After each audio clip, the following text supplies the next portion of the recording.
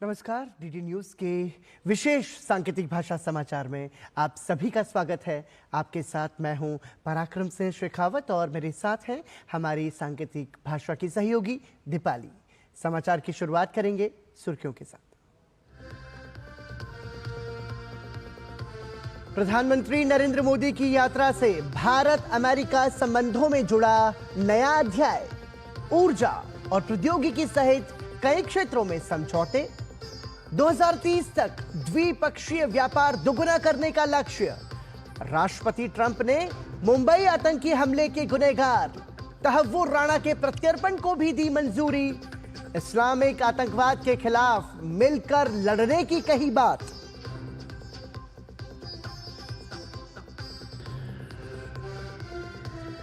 कांग्रेस सांसद गौरव गोगोई पर देश के विरोध में काम करने का गंभीर आरोप।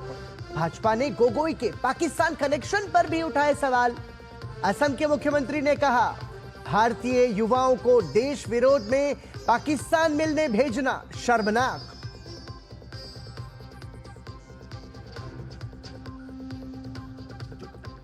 दिल्ली सरकार में पूर्व मंत्री रहे आप नेता सत्येंद्र जैन की बढ़ सकती है मुश्किलें। सत्येंद्र जैन के खिलाफ कोर्ट में मामला चलाने के लिए गृह मंत्रालय ने राष्ट्रपति से किया अनुरोध। ईडी ने मामला दर्ज करने के लिए गृह मंत्रालय से मांगी थी अनुमति।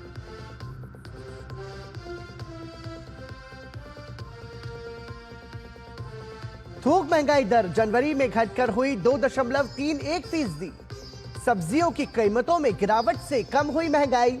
खुदरा महंगाई दर भी जनवरी में हुई 4.31%।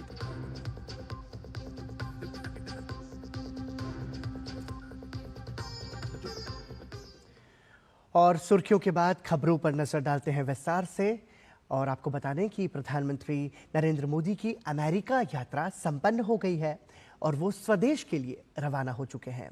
आज सुबह करीब 8:30 बजे प्रधानमंत्री नरेंद्र मोदी वॉशिंगटन से स्वदेश के लिए रवाना हो चुके हैं। ये तस्वीरें प्रधानमंत्री नरेंद्र मोदी की उस समय की है जब वो अपना अमेरिका दौरा संपन्न करके स्वदेश के लिए रवाना हो रहे थे।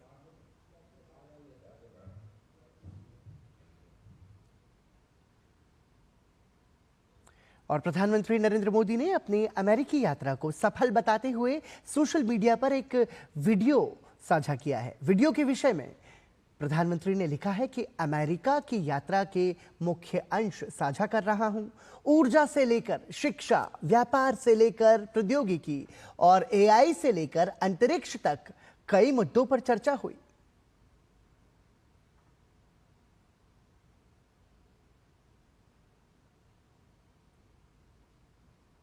और प्रधानमंत्री नरेंद्र मोदी और अमेरिका के राष्ट्रपति डोनाल्ड ट्रंप के बीच द्विपक्षीय बैठक हुई।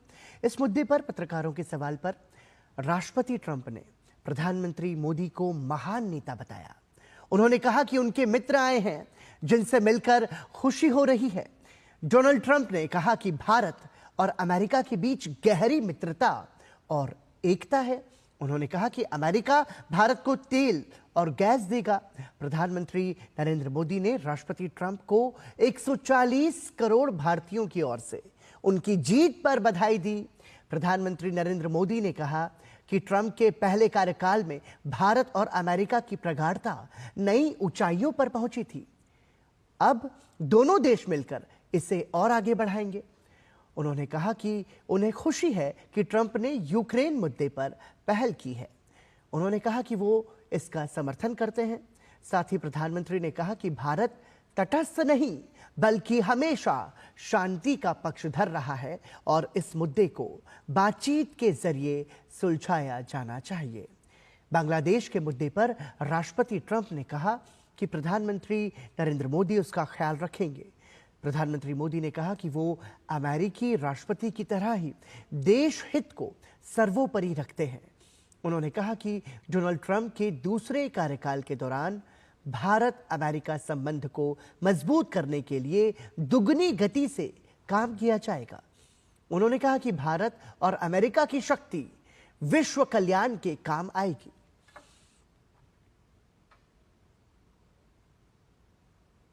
राष्ट्रपति ट्रंप की जब भी बात आती है तब मेक अमेरिका ग्रेट अगेन हर किसी को याद आता है, हर किसी को उससे प्रेरणा मिलती है। वैसे ही भारत में विकसित भारत 2047 जब भारत की आजादी के 100 साल होंगे तब तक भारत को विकसित बनाने के संकल्प के साथ 140 करोड़ देशवासियों का संकल्प, उसको आज नई गति मिल रही है, नई ऊर्जा मिल रही है।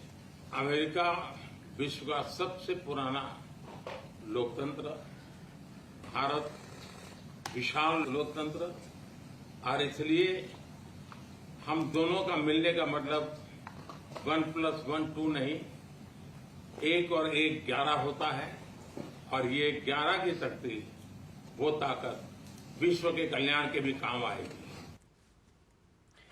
प्रधानमंत्री नरेंद्र मोदी की अमेरिका यात्रा से भारत की एक बड़ी कूटनीतिक जीत हुई है। अमेरिकी राष्ट्रपति डोनाल्ड ट्रंप ने ऐलान किया है कि 26 नवंबर 2008 को मुंबई पर हुए हमलों के साजिशकर्ता तहव्वुर राणा को भारत प्रत्यर्पित किया जाएगा। प्रधानमंत्री नरेंद्र मोदी के साथ मुलाकात के बाद ट्रंप ने कहा, मुंबई पर हुए आतंकवादी हमले से जुड़े राणा को भारत में न्याय का सामना करना होगा। The United States and India will be working together like never before to confront the threat of radical Islamic terrorism, a threat all over the world, actually.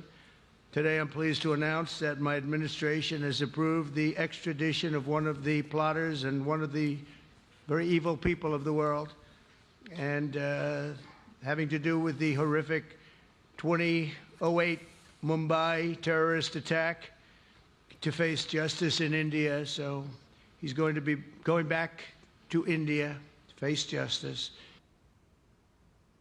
केंद्रीय शिक्षा मंत्री धर्मेंद्र प्रधान ने प्रधानमंत्री के अमेरिकी दौरे की सफलता पर सोशल मीडिया एक्स पर तस्वीरों के साथ लिखा है कि MAGA plus MIGA is equal to विकास, समृद्धि और लोगों के संबंधों को बढ़ावा देने के लिए एक मेगा साझेदारी। माननीय प्रधानमंत्री को हार्दिक बधाई। प्रधानमंत्री नरेंद्र मोदी को अमेरिका की अत्यधिक सार्थक और सफल यात्रा के समापन के लिए धन्यवाद। प्रधानमंत्री नरेंद्र मोदी द्वारा शुरू की गई कई पहलों के जरिए सभी क्षेत्रों में हमारे दोनों देशों के लोगों की आकांक्षाओं को आगे बढ़ाने और वैश्विक भलाई के लिए उनकी प्रतिबद्धता को रेखांकित करता है। अमेरिकी और भारतीय उच्च शिक्षा संस्थानों के बीच शैक्षणिक सहयोग को और मजबूत करने के लिए प्रधानमंत्री नरेंद्र मोदी और राष्ट्रपति ट्रंप के मजबूत संकल्प का तहे दिल से स्वागत करता हूं। इससे शिक्षा और अनुसंधान में पारस्परिक प्राथमिकताओं को साकार करने में गति आएगी। हमारे आंतरिककरण प्रयासों को पैमाना मिलेगा, ज्ञान को मजबूत करने का मार्ग प्रशस्त होगा और साथ ही दोनों देशों के बीच सहयोग को और गति मिलेगी।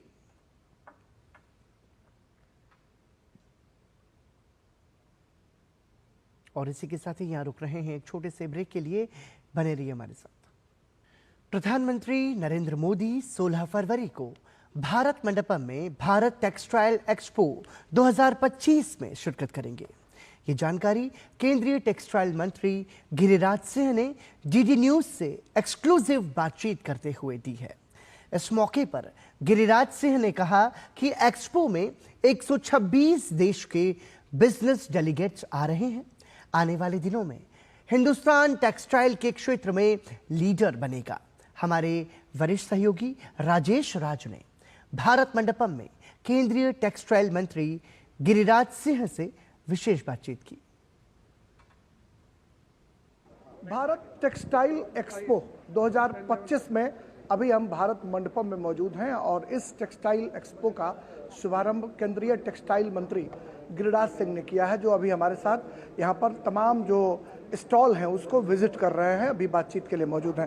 गिरिराज जी, कैसे देखते हैं ये जो आपने लगवाया है टेक्सटाइल एक्सपो, इसका कितना महत्व है भारतीय परिप्रेक्ष्य में? देखिए, देश के प्रधानमंत्री नरेंद्र मोदी जी के नेतृत्व में ये भारत टैक्स, ये पहला एक तरह से कहिए कि जन्म दिवस है इसका, और ये दुनिया का सबसे बड़ा भारत टैक्स जो टेक्सटाइल में एक्सपो के रूप में वो सबसे बड़ा है।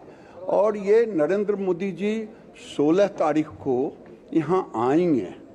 16 को जब आएंगे तो अभी 3500 के लगभग में सवेरे हमारे बायर विदेशी आ चुके हैं इतना, और आने वाले हैं 3000 से ऊपर। कितने देशों के जो लोग हैं? 126 देशों के लोग आने वाले हैं। पिछले साल 110 आए थे, इस बार 126 देशों के से आने वाले हैं, क्योंकि हम इंडस्ट्री के साथ मिलकर के भारत के टेक्सटाइल इंडस्ट्री को 176 बिलियन से उठा करके 350 बिलियन डॉलर पर ले जाना है। 100 बिलियन डॉलर पर हमारा एक्सपोर्ट जाएगा। तो आज ये शो दुनिया का सबसे बड़ा एक्सपो बन रहा है। क्या लगता है कि आने वाले दिनों में जो टेक्सटाइल इंडस्ट्री है वो और भी बड़ी होगी, हिंदुस्तान को इसका फायदा मिलेगा? देखिए, स्वाभाविक है कि जब देश का शासक, देश में जो प्रधानमंत्री होते हैं उनके ऊपर भी, क्योंकि मैं गया था जर्मनी फ्रैंकफर्ट, वहाँ मैंने देखा कि लोग नरेंद्र मोदी जी के देश में आने के लिए उत्सुक थे। आज दिख रहा रसा से, ऑस्ट्रेलिया से, नीदरलैंड से 300 से 350 से ऊपर आ चुके हैं। आज दिन भर में 6000-5000 लोग आएंगे। तो ये बताता है कि नरेंद्र मोदी जी की जो विश्वसनीयता पूरे दुनिया में है वो भारत के, ऐसे तो भारत में टेक्सटाइल 3000 साल से है, अब उसको फिर से हम रिवाइव कर रहे हैं और भारत लीडर बनेगा। चलिए, बहुत शुक्रिया। केंद्रीय मंत्री गिरिराज सिंह जो टेक्सटाइल मंत्री हैं, इनका कहना है कि टेक्सटाइल इंडस्ट्री एक बड़ी इंडस्ट्री है, लेकिन आने वाले दिनों में प्रधानमंत्री नरेंद्र मोदी के नेतृत्व में हिंदुस्तान टेक्सटाइल के मामले में लीडर बनेगा। कैमरामैन अनिकेत दुबे के साथ राजेश राज, डीडी न्यूज़, दिल्ली। रक्षा मंत्री राजनाथ सिंह ने अपने संसदीय क्षेत्र लखनऊ में 440 करोड़ रुपए की लागत से बने 2 फ्लाईओवरों का लोकार्पण किया। इस अवसर पर रक्षा मंत्री राजनाथ सिंह के साथ सड़क परिवहन और राजमार्ग मंत्री नितिन गडकरी और उत्तर प्रदेश के मुख्यमंत्री योगी आदित्यनाथ भी मौजूद रहे। इस अवसर पर 588 करोड़ की 114 विकास परियोजनाओं का लोकार्पण और शिलान्यास किया गया। इन परियोजनाओं में सड़क निर्माण, पुल निर्माण, जल आपूर्ति योजनाएं, विद्युत प्रणाली सुदृढ़ीकरण और शहरी सुविधाओं का विस्तार शामिल है। इस मौके पर केंद्रीय रक्षा मंत्री राजनाथ सिंह ने कहा कि लखनऊ को आधुनिक बुनियादी ढांचे से लैस करना हमारी प्राथमिकता है। इन परियोजनाओं से न केवल यातायात की समस्या का समाधान होगा, बल्कि शहर के आर्थिक विकास को भी गति मिलेगी। तो आज लखनऊ नगर के इतिहास का अत्याधुनिक महत्वपूर्ण दिन है, जिसमें पॉलिटेक्निक चौराहे से मुंशी पुलिया तक 171 करोड़ रुपए की लागत से निर्मित 4 लेन फ्लाई ओवर का लोकार्पण आज हुआ है। और इसके साथ ही सेक्टर 25 इंदिरा नगर से खुर्रम नगर चौराहे के ऊपर से कल्याणपुर चौराहे के पास तक 2.7 किलोमीटर लंबे 270 करोड़ रुपए से निर्मित 4 लेन फ्लाईओवर का भी लोकार्पण यहां संपन्न हो गया है। वहीं केंद्रीय सड़क परिवहन मंत्री नितिन गडकरी ने अपने संबोधन में मुख्यमंत्री योगी आदित्यनाथ की प्रशंसा करते हुए कहा कि उन्होंने उत्तर प्रदेश में राम राज्य स्थापित करने में सफलता पाई है। उन्होंने कहा कि हमें अगर हमारे देश को विश्व गुरु बनाना है तो इंफ्रास्ट्रक्चर पर खास ध्यान देना होगा। बिना इसके कोई भी प्रदेश विकास नहीं कर सकता। पावर, ट्रांसपोर्ट एंड कम्युनिकेशन, ये 4 मूलभूत इंफ्रास्ट्रक्चर है। और अगर इंफ्रास्ट्रक्चर विकसित हुआ तो कैपिटल इन्वेस्टमेंट, उद्योग व्यापार में वृद्धि होगी, रोजगार का निर्माण होगा, गरीबी दूर होगी और निश्चित रूप से हमारा देश विश्व गुरु बनेगा, ऐसा सपना आदरणीय प्रधानमंत्री जी का है। इस अवसर पर मुख्यमंत्री योगी आदित्यनाथ ने कहा कि उत्तर प्रदेश तेजी से विकास के पथ पर अग्रसर है। मेरा अनुमान है कि उत्तर प्रदेश की अकेली अर्थव्यवस्था को महाकुंभ प्रयागराज के माध्यम से 3 लाख करोड़ रुपए की नई बढ़ोतरी होने जा रही है। जो लोग उंगली उठाते हैं कि 6,000 5,000 करोड़ रुपए खर्च कर दिए कुंभ में, ये 6,000 और 5 करोड़ कुंभ में ही नहीं किए हैं, प्रयागराज सिटी के रिनोवेशन में भी खर्च किए हैं। और इसी के साथ ही सांकेतिक भाषा समाचार में फिलहाल रुक रहे हैं एक ब्रेक के लिए। देखते रहिए डीडी न्यूज। ब्रेक के बाद एक बार फिर आपका स्वागत। आम आदमी पार्टी के नेता और दिल्ली सरकार के पूर्व मंत्री सत्येंद्र जैन की मुश्किलें बढ़ती नजर आ रही हैं। गृह मंत्रालय ने आम आदमी पार्टी के नेता के विरुद्ध भारतीय नागरिक सुरक्षा संहिता 2023 की धारा 218 के तहत अदालत में मामला चलाने के लिए अभियोजन की मंजूरी देने के लिए राष्ट्रपति से अनुरोध किया है। प्रवर्तन निदेशालय से प्राप्त सामग्री के आधार पर सत्येंद्र जैन के विरुद्ध इस मामले में अभियोजन चलाने के लिए पर्याप्त साक्ष्य पाए गए हैं। इसके बाद गृह मंत्रालय ने राष्ट्रपति से सत्येंद्र जैन के खिलाफ न्यायालय में मामला चलाने के लिए अभियोजन संस्वीकृति का अनुरोध किया गया है। और कॉमेडी शो में अश्लील टिप्पणी के चलते कई राज्यों में एफआईआर का सामना कर रहे यूट्यूबर रणवीर इलाहाबादिया को सुप्रीम कोर्ट से झटका लगा है।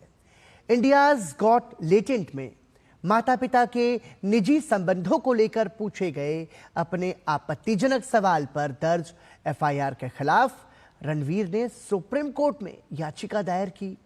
रणवीर की ओर से वकील अभिनव चंद्रचूड़ ने सीजीआई के सामने गिरफ्तारी की आशंका जताते हुए तत्काल सुनवाई की मांग की।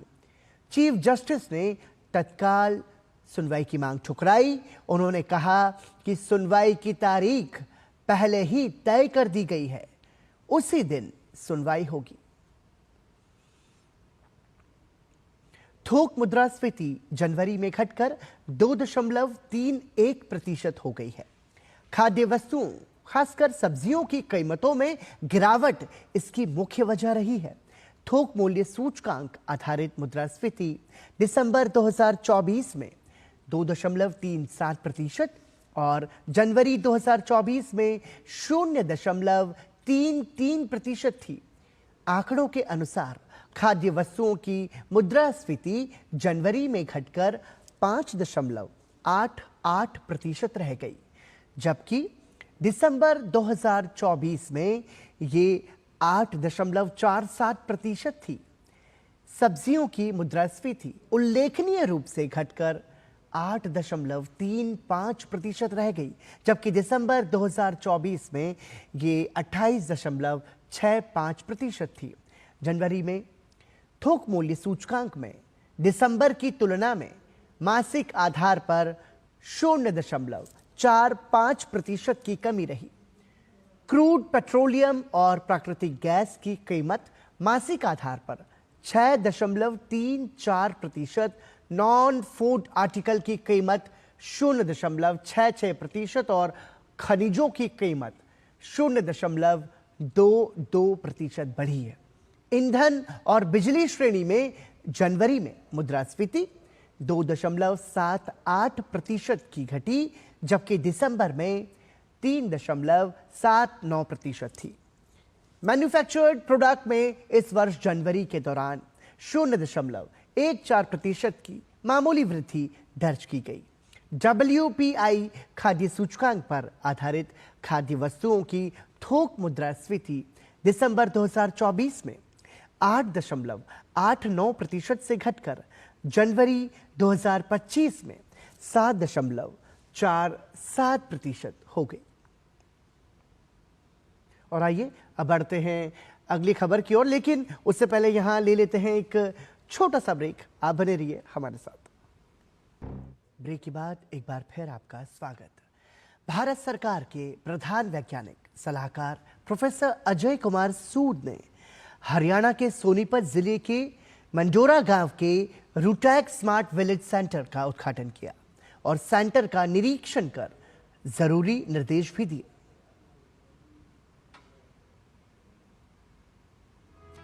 दिल्ली से सटे हरियाणा के सोनीपत जिले का मंडोरा गांव भारत सरकार के प्रधान वैज्ञानिक सलाहकार प्रोफेसर अजय सूद पहुंचे। रूटेक स्मार्ट विलेज सेंटर का उद्घाटन किया। इसका उद्देश्य गांव में रहकर ग्रामीणों के बीच गांव की समस्याओं के लिए तकनीकी समाधान प्रदान करना है। इस RSVC में 12 ट्रैक पर तकनीकी विकास का काम किया जा रहा है। मंडोरा में तकरीबन 1000 लोगों की आबादी है।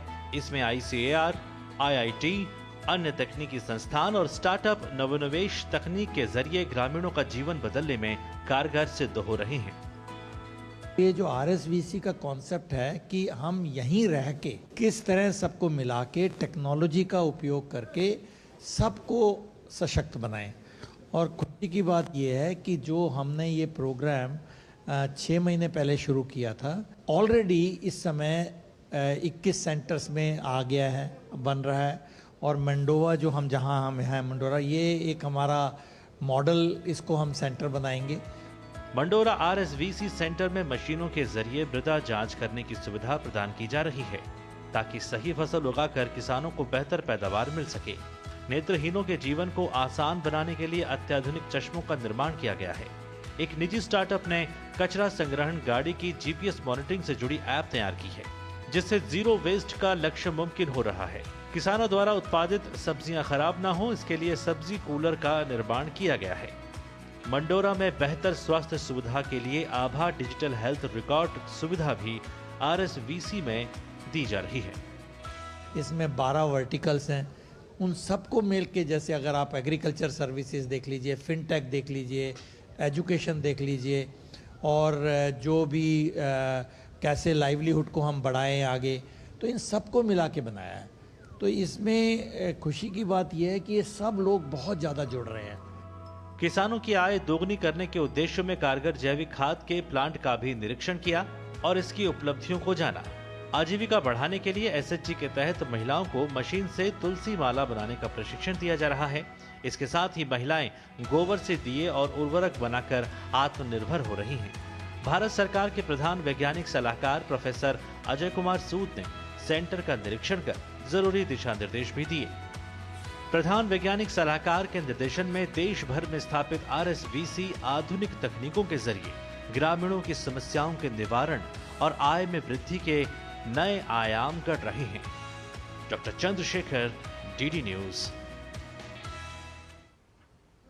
और इसी के साथ ही DD न्यूज के विशेष सांकेतिक भाषा समाचार में अभी के लिए इतना ही।